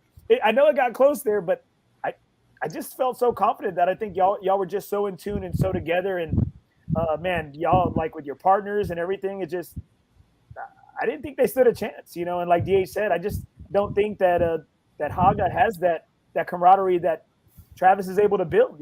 And when it's close like that, Andy, I'm glad when it's close like that, because it was at one point, that camaraderie and kind of going through those pod challenges, something like that will put you over the top. And I have no doubt that something like that catapulted us. It kind of benefited us in that situation to give us what we needed to pull it out. Because you're right, it was close. Travis always says this: unteachable moments. That's right. Yeah, I wanted to say that when Will Griffin was talking about tournament golf versus golf, those are the unteachable moments that we talk about, right? How do you feel when Bart hits that chip? Well, you expect him to make it, so you got to get up there and two-putt and take care of your own stuff. You can't simulate what that feels like. You can't simulate what Casey's 18-footer in the dark on number 17 at Wildcat last year feels like. You can't simulate that. And it's those unteachable moments that you take from one step or from one tournament to the next. And oh my gosh, I'm just so floored at the 4 for 3. I can't get over this tie break scenario. That's crazy. That's crazy. So can I ask Travis, what happens all then? Points matter. With 4 going in, if there's normally 3, how does that change things? That is a great question, and I'm surprised that hasn't been asked in the comments yet. So we gave an extra team spot. That has got to give somewhere, right? There's got to be a give there. This is another one of those scenarios where we won't scorecard playoff a name on the jacket. We will not scorecard playoff a spot on the team. All 3 of them earn that. All 3 of them tie. All 3 of them make it. In this tie-break scenario, which I'm so glad we wrote an obscure policy for a couple years ago, like, hey, if there's a tie-break, what are we going to do? And we wrote policies for this exact moment, never actually thinking it's going to happen. There's so many rounds of golf, 387, Dustin, 387 people played on tour, 2,000 tournament rounds from January until May the 24th, and there's a 3-way tie for second place. I mean, how cool is that? Yeah, crazy. CJ Gomez right here has a good question or a comment. No wild card? Well, that is the Thunder. That's the Thunder right there, CJ. That is the spot that disappears. So there are 16 team spots, 3 from the spring season, 3 from the summer season. That's 6. 7 from the Tour Championship, the top 7 from the Tour Championship. The a sponsor selection, the wild card, which is the most points earned, spring plus summer plus playoffs, that is not on the team. And then, of course, the infamous horse race winner. We are never taking anything away from the horse race. It is the best hour on tour. So the horse race is staying intact, 4 for 1. The wild card pick disappears in this tiebreaker scenario. So because 4 people made it on the spring season, the wild card pick is no longer relevant. It is gone for the 2022 year. Whew. Man. So everyone on the outside right now, everybody in that graphic on the top 10 that just missed making the team, number 5, 6, 7, 8, 9, and 10, Stephen Evans, Greg Keogh, Jonathan Aiken, Sam Braswell, Timmy DeHoyas, and Jeff Conzemius. There's Jeff's name again. Yeah. I love that comment from Scott right there. Sorry, guys. I love that. That's great. But those guys now don't have the wild card to fall back on. There was Lucas last year. So, no, it wasn't Lucas. I was a wild card winner the last 2 years. And wasn't one of the years number 4 or something like that, like 4th in the spring, 4th in the summer, or something very close. Right? Yeah. And if if top 10 and don't make the team, you are a favorite for the wild card position there at the end of the playoffs. And now all of a sudden that has disappeared. So let's ask the the next question, what if there's a tie in the summer season now? So let's ask you gotta that play question. you gotta play it off. You got to play it off, right? So, no, same thing. If it's the exact same scenario in the summer, all 4 people make the team. We are not going to discredit the point standings of the regular season at all. Ooh. The regular season means something. Yeah, and that is very important. That's very important to me. This is not like the NBA playoffs where 75% of the league gets in and then, yeah, right? I hate that crap. I do too, right? So I think it's so important that the regular season means something. And if you earn your spot on the regular season, you earned your spot. No scorecard playoff for T2s there at all. So the 7th spot from the Tour Championship would be eliminated. And the 6th spot, and then the 5th spot. Again, preserving the integrity of the horse race. So that's beautiful, but I love that because you place value on those points. You have to place value on it, and you hold the integrity of it. And now those players though, that 7th, those players get catapulted into the horse race. Yeah, absolutely, absolutely. So they still have a chance. Exactly now why. Instead of winning a 7th spot, they've got to go through the horse race, and they got to earn it. Yes. So the next tiebreaker in the summer would eliminate this. If this scenario happens again, it would eliminate the 7th spot in the Tour Championship. And number 7, instead of being last on the team, they would be first in the horse race. So back to Sean. Congratulations again. Tied for 2nd in the spring season. You've made the team a record-setting 8 times. Amazing. Tell us about the different ways you have made the team and which one sticks out to you as the most important. So we know we got this one. You qualified in the spring season before. Have you qualified in the summer season? So I did qualify in the summer season a couple years back, and it's over here. That's that trophy there.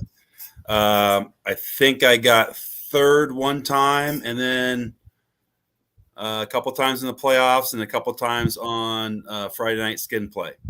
So back in the day, that's correct. Back in a few years ago, before the sponsor selection came in, there were Friday night skins, and it's all attrition. Like skins was like every Friday you had to show up and you had to score well, and then playing every tournament to get in the top 3 is tough too. I don't know if I can say one means more than the other. I guess winning the season was probably the best one.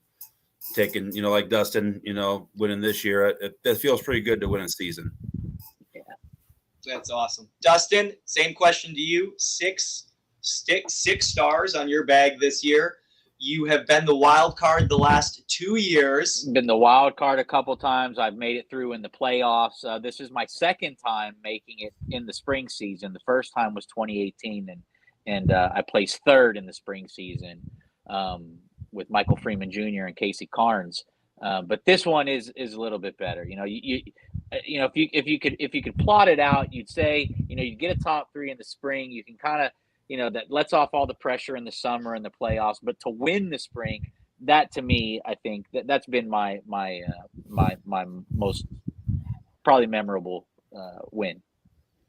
So what's your advice, Dustin and Sean? We'll let Dustin go first because he's talking still. What's your advice to all those players that missed out on the team but qualified for the playoffs? What's your advice going into the summer season, knowing that they've already qualified for the playoffs? It changes with the wild card gone now, because you're right. That 6 to 10 and really even below, you kind of still have that to fall back on as like a balloon, so to speak. But with that gone, I think that really kind of amps things up a little bit. Playing in every event, I think, is critical. In the point standings. But the consistency, I think you're going to have to be there every event. You're going to have to play well. I mean, the competition this year has really skyrocketed. There's a lot of good players out there, and every single flight, you've got to bring it every week. There are new players hearing about the tour. They're coming to see what it's about, and they're no joke. So, you got to bring your A game week in and week out, but being there week in and week out is key. Same question, Sean. What's your advice to the top 50, number 5 through 50 that have already qualified for the playoffs? What's your advice to them, those golfers going into the summer? Well, kind of just like what Dustin said, like we've been saying, every putt matters. So it's going to come down to one putt, whether you make the team or not. It's going to come down if you can par 18 at Brack or wherever we're at. It's going to matter that one putt. So play in all the events. Don't count on just being in the playoffs, but because the higher you start in the playoffs, the better chance you have of staying in the top 10. Then you just have to kind of stay up there, stay in competition. You don't have to necessarily win. You just have to stay up there. So being up most points you get. Yeah, don't give up the summer season just because you've qualified for the fall playoffs. Keep playing that tournament golf. Andy, can we pull that question in from Greg? That is a great overlapping question. What happens to the spots if DH or Sean are in the top 3 in the summer, or in the top 7 in the playoffs? Same scenario. Right. So they have already secured a spot, and it very simply just bumps down to the next one. That's a great question, Greg. And that tells me that Greg Keogh is scoreboard watching already. His 6th place finish in the spring season has left him hungry for more in the summer spot. So yes. So if any of those 4 guys top 3 in the summer, they are definitely the front runner for Player of the Year, and their spot would go to the next person in line. Because you're still going to grind this.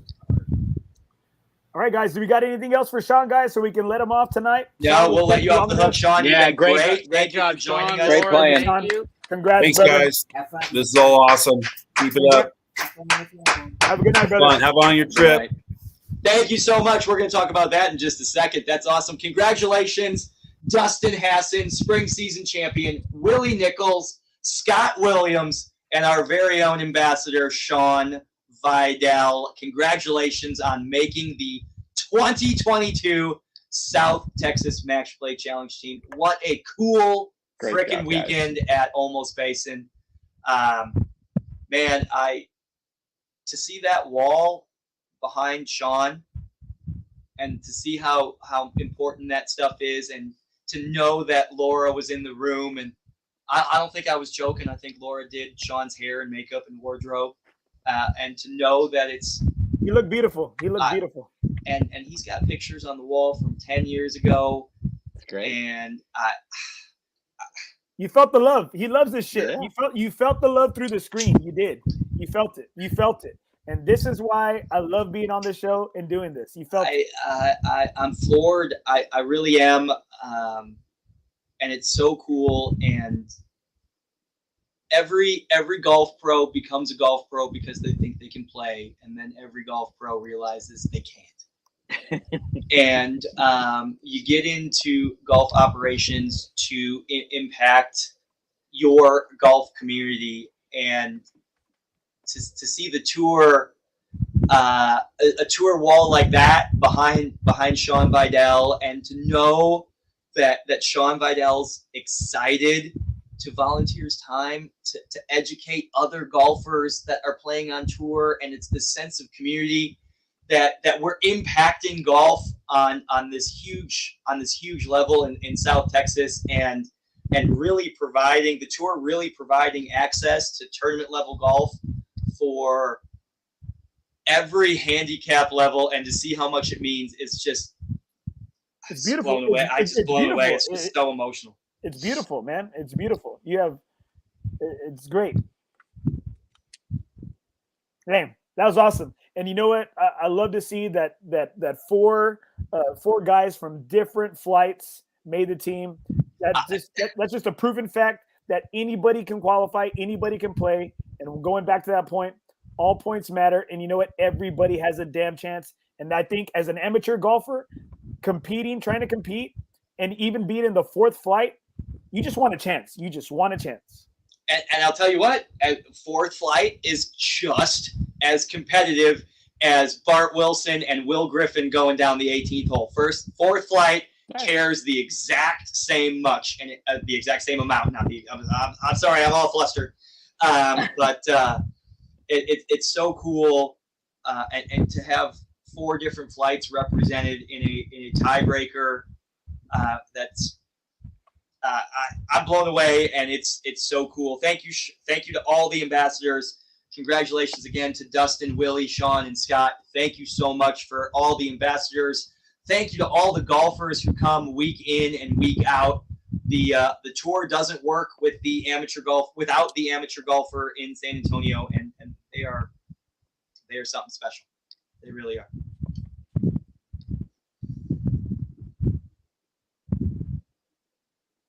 On mute. Thank you. All right, guys. Thank you, DH. All right, I'm looking at this beautiful talking points and schedule that MD worked so hard on. I was like, man, I can get used to this. Travis, it's on like a napkin on the back of a receipt. It's something like that. Professional. Well, MD professional. I agree completely, and that's what we want to talk about next. We want to talk about the summer season kickoff. We want to talk about ACGT Tour travels. And we want to talk about the future of this Tuesday night podcast. Summer season kickoff is open for registration, www.acgttour.golf. Summer season kickoff, 2-person, 666 at Northern Hills, June 12th. That is a Sunday. It is open for registration now. Jason Bird couldn't be on here with us, so I have absolutely no idea how many spots are left. He handles all of that stuff beforehand. And the future of this podcast has MD, our ambassador of media relations, producing and running this podcast. We are going to stay on Tuesday nights at 8:30 for the rest of the 2022 season with myself and Andy Torres and Dustin Hassan. And MD is going to be, Mike DerManuelian is going to be the ambassador to media relations, pulling the strings and pushing the buttons. And Andy is going to get a little break from dropping and dragging content, and he's going to get to kick back and be talent on the show with us. So I'm really excited for that. Andy, it's going to be a change of pace for you. Tell us what you're looking forward to not having that director responsibility. Well, I'm going to tell you, it's beautiful to see MD. He does some great work. You know, it's super clean. I love it. It's takes a lot of stress. I know, Travis. You know, I've been on those other ends, and I'm like, I'm trying my best. 100% yes. And we're going to kick back, and Andy's going to be with the show with a NothingisOB South Texas podcast. Providing the content and the talent with me and DH and MD and Jason Bird.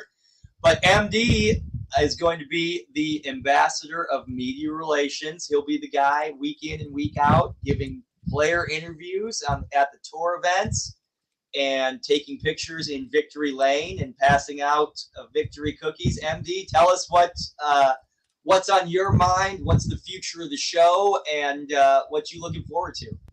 You know, I think honestly, I want to highlight the players. I think we have a great group of ambassadors, and more importantly, and to your point, you know, this tour is what it is because of the people that are showing up week in and week out playing with us.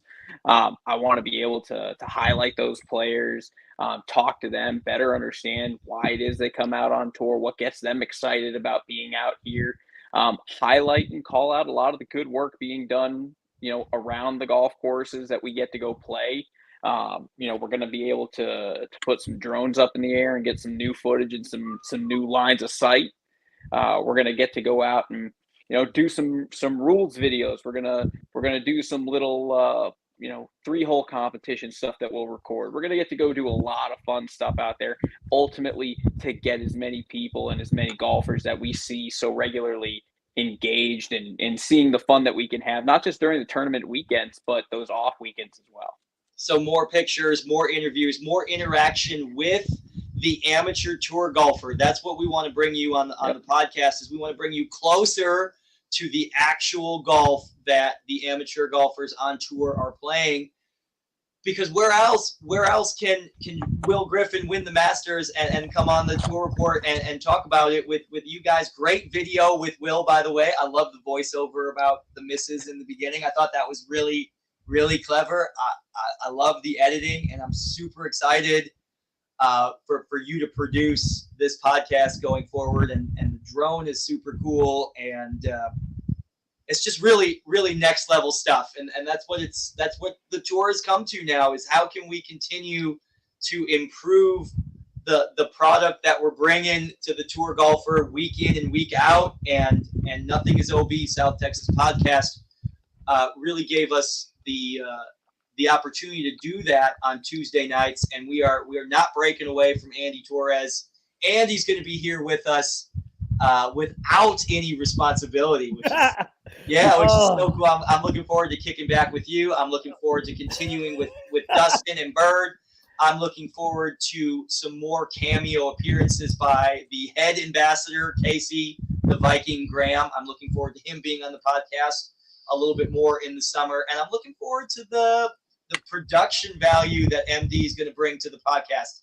His media edits are so good and so clean, and we're really excited, and we're really looking forward to it. Thank you, DerManuelian. I appreciate it. Thank you. Yeah, excited. Oh man, you know what? But I think it has a lot to do with his wardrobe. Would you say, Travis, that really gave him the one up, that he knew you were the media face? MD's shirt game is good. MD's shirt game is good. And for those of you that know me, I work in my brain works in stats and numbers, and it works in bell curves, and good is on the right side of the bell curve. And if it was average, I would tell them it was average, but it is on the right side of the bell curve. It might be an outlier on the right side. It is so good. But yeah, I'm really excited to bring MD on to produce the podcast, and to get to hang out with Andy on the air in a little bit more conversation setting, rather than Andy jumping in and out, dropping and dragging. For those of you behind the scenes here watching at home, when Andy jumps in and out, he is prepping the guest backstage. He's giving direction on how to log in. Lighting, wardrobe. Andy's working when his camera clicks off. He is producing the podcast behind the show, and we're looking forward to getting that response. I'm looking forward to a break, but I'm going to tell you, right, because I think it was, what is it? Maybe we're in episode 12, so that's how many weeks ago like 2.5 months, right? 2.5 months. Sure, yeah, three and a half, 3 months. Yeah. Okay, you know what? Travis doesn't normally call me, but whenever he does call me, I'm like, it's Travis, you know. And so I know if he calls me, he has something like really going on in his mind that he has to get it out. And you know what? He's called me really like twice. Like 2 really good phone calls have been, "Hey, buddy, I got an idea." And that's typically how I lead. You can definitely tell when I'm gonna need help with something when you answer the phone, hello, and I say, "Hey, buddy." And he brings me out. The first time he brings me out to the South Texas Match Play Challenge, and beautiful experience. And for those of you that have not made the team or have not been along with the ride, I suggest you bust your ass and you do whatever it takes to make that damn team. It's beautiful. It's amazing. It's so and cool. These guys, I'm so thankful to the guys on the 2021 team for letting me in the circle. It was something, as a teacher and as a coach, was so beautiful to see. It was a team. It was a beautiful team, an awesome team, and it was a great experience. I mean, man, like I'm getting teary-eyed thinking about it, because I love this shit. I do. I love this shit. I love being around all the camaraderie, the guys you can tell that were so into it.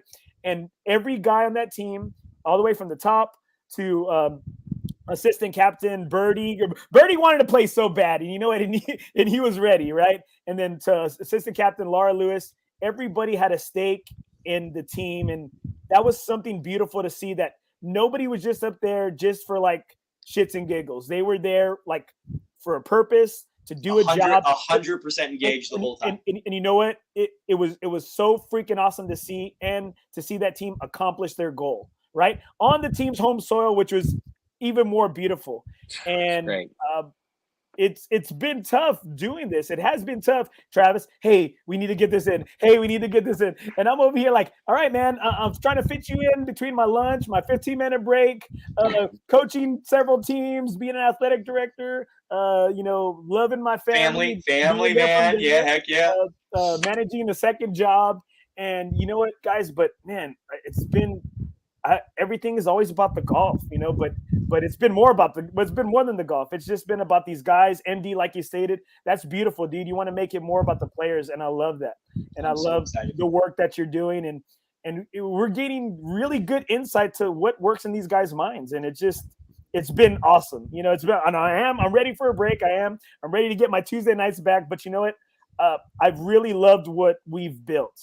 And I'm ready to see what the next step is. And I'm ready to play some more tour golf. I really am. That was going to be my next question, Andy. Summer season kickoff available for registration. ACGTtour.golf. Andy, summer season kickoff on June the 12th. Oh man, it's always Jeremiah Sierra. It's always Jeremiah Sierra. It is. Birdie, if you're watching, it's always him. Get them logged in. There we go. MD, Michael DerManuelian, summer season kickoff, June the 12th. Who is your partner? Kevin Keeney and I will be pairing up. Oh, very interesting. Kevin that is Keeney. A news alert. Kevin Keeney and Michael DerManuelian. That's a great original pairing. Grudge Match player. Same question. Dustin Hassan, spring season champion. Who is your partner for the summer season kickoff? Playing with my boy Aiken. We're rolling in it. Our 10-year contract is not over yet. Any two-man in the event, unless he gets tired of me, it's going to be it. And that is he finished 7th. He was on that top 10 graphic. Absolutely. Jonathan Aiken, 7th in this. That is a strong team. 1-7 going forward. That is strong. So everybody watching, we are expecting the summer season kickoff to sell out early. We have a large tee time block. We have a huge field. It's early morning tee times. Sign up early if you want to play. If you are a single looking for a partner, email me, Travis at satxgolf.com. You can find my name and contact information on the tour's homepage. There's a list that Jason Bird manages, and he does a very good job at pairing singles up who need partners for team events. So that is definitely an option. Use the Facebook page, message us there as well. Summer season kickoff, open for registration, expected to sell out. Don't delay. All right, guys, as we finish this off, guys, last point for the night. MD. Man, it's been an amazing spring season again. Congratulations to our top 4 players. Unreal. Dustin, Hassan winning. I am so excited to get into the summer and have 1 week where Dustin isn't winning everything. And I think the other big thing is Alamo City Golf Tour travels Kohler next week. That's the big thing. That's my next big thing. I think Travis and Dustin will tell you is on the forefront of our minds right now. That's going to be a great time. ACGT Tour travels coming up this week. Spring season's over. Masters champions crowned. Team members made the team. And Dustin Hassan and Travis Salkowski are loading up the ACGT Tour van and driving to Kohler, Wisconsin tomorrow night. No way! For the 2022 ACGT Tour travels trip. 20 golfers, and the 4 of us ambassadors are going across the country to Kohler, Wisconsin. 8 rounds if you count the short course, 6 rounds, including Whistling Straits, the Straits course, host site of last year's Ryder Cup. The real Ryder Cup, not the South Texas Match Play Challenge, but the real Ryder Cup. ACGT Tour travels rolling in Sunday, the 29th of May through Friday, June the 3rd. Destination Kohler. My final thoughts here on tonight's podcast are like the Facebook page. ACGT Tour Amateur Tournament Series, ACGT Tour on Facebook. like and share. Dustin, myself, and the other ambassadors will be coming to you live every day from the Kohler trip. Every day we will have content. It is essentially a tour event in Wisconsin. It just doesn't earn season points, but it's a tour event in Wisconsin. There'll be a live leaderboard. People can follow along from home. Tons of Facebook content, pictures, interviews, recaps, ambassador insights. It's very important to note that I don't get a chance to play a ton of golf with tour golfers over the season. But the ACGT Tour Travels trip, I am playing with the golfers every round, every day. So I actually get a chance to play with 18 of the 20 golfers over the week in Kohler. So I'm really looking forward to that. Tune into the Facebook page for content from ACGT Tour Travels. Dustin, I can't wait. ACGT Tour van pulling out of South Texas tomorrow night. Everybody. We're going to bring you content. Well, we have a picture that is probably going to be of y'all two on the trip. Oh God! Oh God! Just go, man. Just go. I think the tour van is a little better than their moped, but I'll tell you what. I want everybody to know that if Dustin had to hold on to me for 1,500 miles and the tour depended on it, we would get the job done. Hell yeah. Agreed. Absolutely. For sure. So ACGT Tour Travels coming up, and then we come back from that on Friday, June the 3rd, and oh my goodness, June the 12th is the next Sunday, that summer season kickoff. Point standings reset for the summer season kickoff.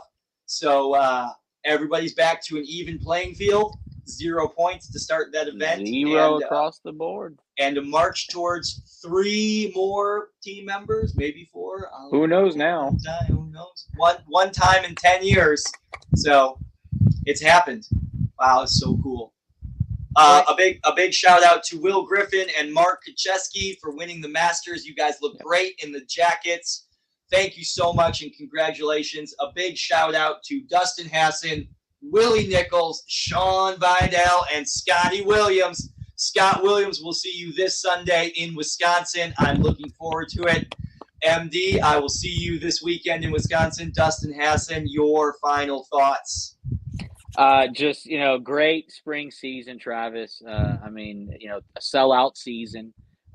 Really good job. Really, thankful to all the ambassadors that help, MD, Casey, Micah, Greg, Sean, Laura, Sando, Stephen Evans. I'm sure I'm missing somebody in there. And Andy Torres, it's been great. Every Tuesday night, NothingisOB South Texas podcast, and just looking forward to continuing. It's great. It's great.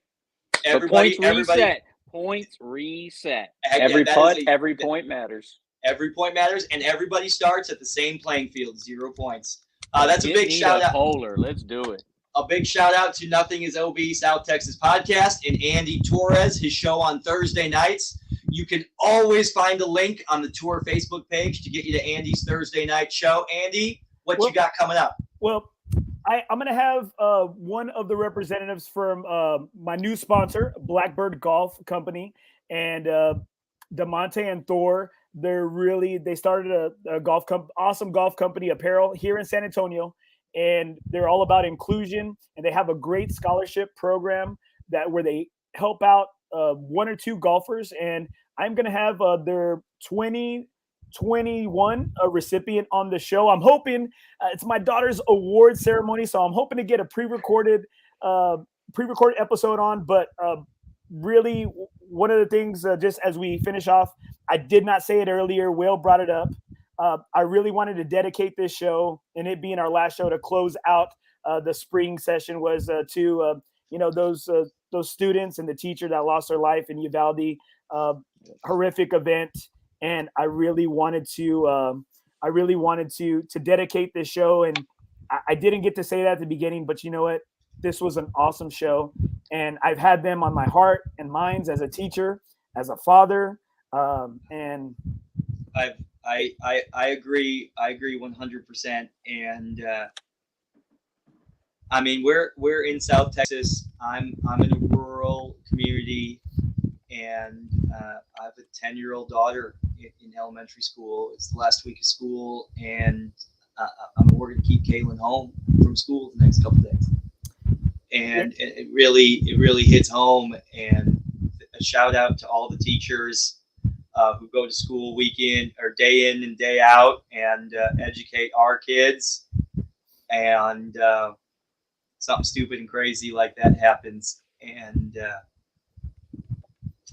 it's so hard. And I mean, thoughts and prayers to all those families. And I mean, that's only 60 miles away. And you know, I have family over there, and you know what? They've been in the back of my mind this whole show, and I'm thankful that Will brought it up. And I just wanted to make sure, before we close out, that I really wanted to dedicate this show because golf is a big part of my life.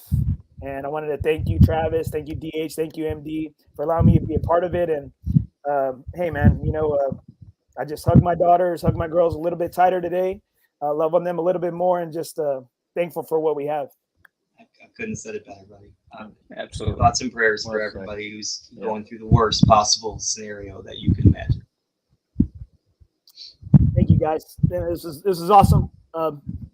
Looking forward to next year and the next season. And hey, man, thanks for the support, guys. Thanks for all your support, all y'all done for me, and I'm appreciative of it. 100%. Thank you, guys. Thank you, everybody, for watching. Thank you, Will Griffin and Sean Vidal, for joining us on your Tuesday night. We appreciate it. www.acgttour.golf. Summer season kickoff, open for registration. It's expected to sell out. Point standings reset. Everybody come get Dustin. He's got a target on his back, defending season champion. Come get it. Earn your spot on the team. ACGT Tour, a home for every level of golf. Thanks, everybody, for watching. Thank you. Have a great night. And like and share the Facebook page. Lots of content coming to you over the next week from Destination Kohler, Wisconsin, ACGT Tour Travis. Thanks for watching, everybody.